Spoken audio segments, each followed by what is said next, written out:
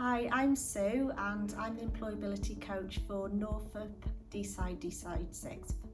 Hi, I'm Caitlin and I'm the employability coach for our Yale, Bersham Road and Peace Valley sites.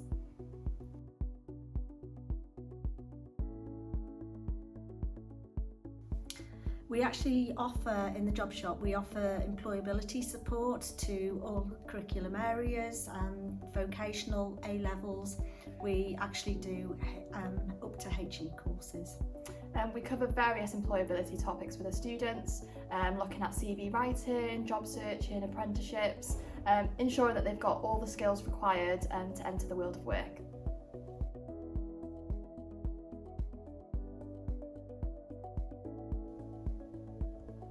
An apprenticeship is a work-based qualification, allowing you to work, earn a wage and study all at the same time. Most apprentices start off at a level 2, which is a foundation level apprenticeship. However, you may be able to start off at level 3, depending on your job role, and possibly even complete a degree apprenticeship.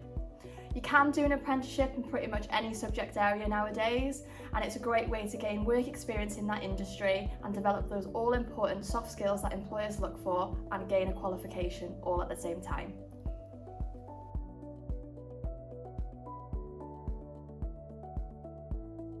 In order to complete an apprenticeship, you actually need to be employed. So places that you can look to find an apprenticeship may be the government Finding Apprenticeship service, that's through the Welsh Government website. You can look on company websites, social media platforms, potentially even look at training provider sites as well. Do a Google search to look what local companies are in and around your area that you may be able to approach with your CV. There's loads of different ways in which you can find one. Work experience as well is also fantastic if you can get some work experience, as this may lead to apprenticeship opportunities in the future.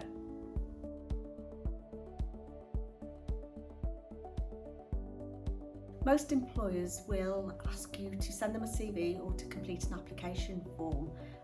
What you've got to remember is what the employer is actually looking for. So they'll need your contact details so that they can get hold of you should they wish to offer you an interview. They'll want to know a little bit about you, perhaps why you actually want to apply for that type of job. What is it that you think you've got to offer the employer? So you can put a little bit, only about 4 to 5 lines, but just to say something about you. If you've got lots of skills, you could actually do a skills heading where you bullet point some skills. Bullet points are great for using this because sometimes paragraphs can look a little bit long-winded. So once you've done a short personal profile, you're best using perhaps a skills section and bullet pointing so that you're not sort of going on and on. What I would then say is they're actually also looking for eligibility criteria as well. So they'll want to look at your education. They will be looking particularly for things like maths and English.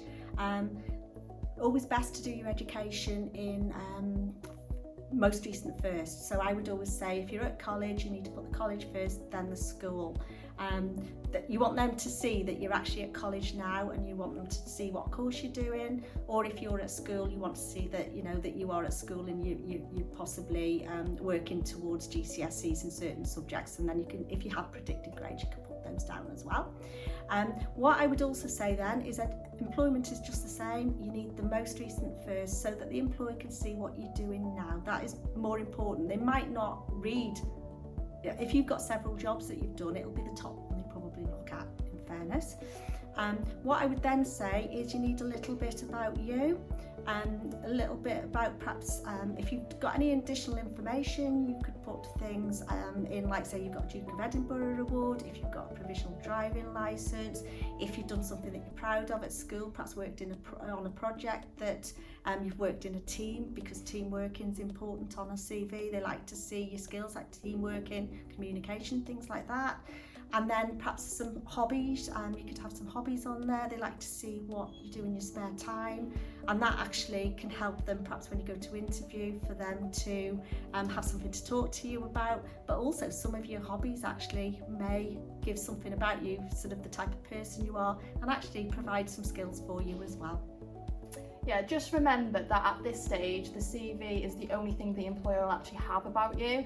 So use it as your opportunity to sell yourself, make it unique, make yourself stand out, yeah?